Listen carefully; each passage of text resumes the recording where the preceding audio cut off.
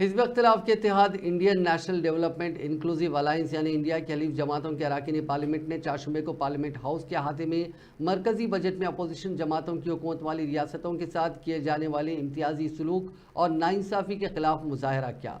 इस एहतजाज में राज्यसभा में कायदे हिज़्ब इख्तिलाफ मल्लिकार्जुन खड़गे, लोकसभा में opposition leader Rahul Gandhi, Samajwadi party के सदर अखिलेश यादव और कई दीगर अपोजिशन जमातों के अरकान पार्लियामेंट ने शिरकत की। अपोजिशन अरकान ने हुकूमत के खिलाफ ज़बरदस्त नारेबाजी की।